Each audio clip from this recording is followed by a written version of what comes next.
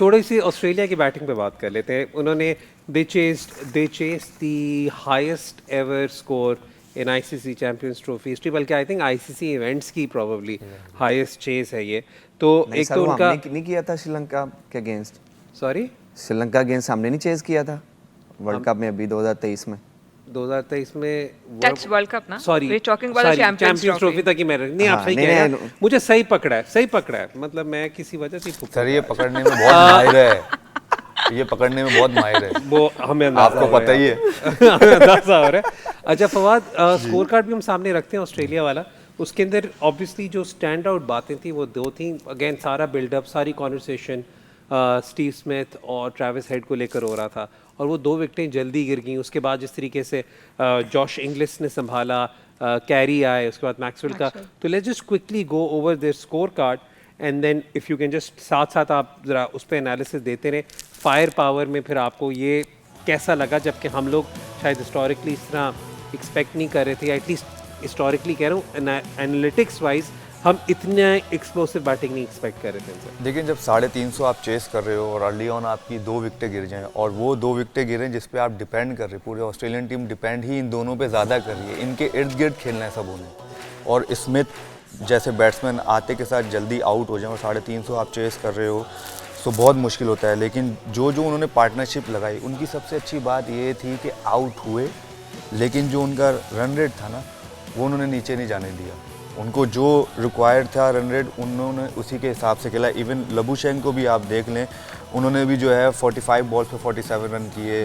जो शॉट है Matthew Short है, उन्होंने 66 बॉलों पे बात ही नहीं की ज़्यादा डिटेल में, बट यस वही ना 66 बॉलों पे 63 रन किए। अगर आप ओपनिंग स्टैंड आपको कोई ओपनर अगर ऐसी बैटिंग करके they strike rate of like around 97-98, 350 आप चेस कर रहे हो, तो नीचे वाले जैसे बैट्समैन हैं, इंग्लिश हैं, वो आपको पता है वो फंस के खेलते ही नहीं हैं। चाहे वो T20 खेलें, चाहे वो टेस्ट खेलें, चाहे वो वनडे खेलें, वो ऐसे खेलते हैं। और एलेक्स कैरी जो उनकी और इंग्लिश की जो पार्टनरशिप हुई है, वो मेरे ख्याल से वो बहुत दूर ले गई थी इंग्लैंड को।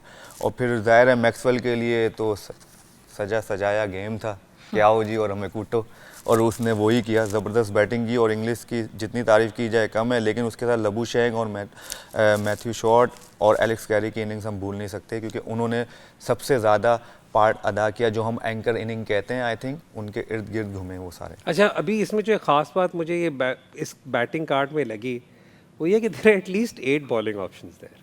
हाँ जी, मतलब ये कि आप कितने कोई एकदम से कंफर्टेबल हो जाते हैं जब आपके फुल बैट्समैन या प्रॉपर बैट्समैन आपके लिए मैं ये नहीं कहूँगा कि पार्ट टाइम ऑप्शन है, प्रॉपर बॉलिंग ऑप्शन नहीं है।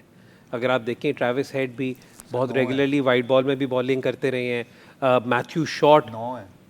मैं स्टीव स्मिथ को अभी आजकल नहीं काउंट करा क्योंकि आपकी बड़ी मोहब्बत है, बाकी तो आपने 8 तो गिन ही ली। 8 तो मैंने स्टीव ठीक है, स्मिथ क्योंकि लबुशेंक भी रिसेंटली वाइट regular बॉल हो में गया है। बॉलिंग करते देखा नहीं। ठीक है जी। शॉट भी हो और हमने कीपर मैथ्यू छोड़ शॉट तो दिया है, है। मैथ्यू शॉट तो है। लेकिन आई थिंक फवाद की बात बहुत ज़बरदस्त इसने जो किया है ना, इसमें मैथ्यू शॉट की इंपॉर्टेंस इसलिए है, एक तो उस वक्त ड्यू नहीं थी, दूसरा इंग्लैंड और दुनिया का तेज़ तरीन बॉलर बॉलिंग कर रहा था और उसने अच्छी बॉलिंग की, तो ना सिर्फ उसने उसका स्पेल निकाला, उसमें रन्स भी किए। सो ही मेड श्योर कि ऑस्ट्रेलिया हैड अ प्लेटफॉर्म, और आने वाले जो हैं वो स्ट्रगल नहीं करेंगे। इमेजिन कि अगर वो नया बॉल वो अभी कर रहे होते और ये मिडिल ऑर्डर एक्सपोज हो जाता उनके आगे, तो फिर चीज़ें मुख्तलिफ हो सकती थी। सो ये इनिंग उनकी बहुत इंपॉर्टेंट थी, और I think the highlight was कि वो 150+ बॉलों को जो फ्रंट फुट पे पुले मारे कंट्रोल के साथ, that was the highlight. Because बहुत सारे प्लेयर्स ओपनर्स ज़रूर होते हैं, लेकिन they struggle pulling the ball, और स्पेशली इस स्पेस की।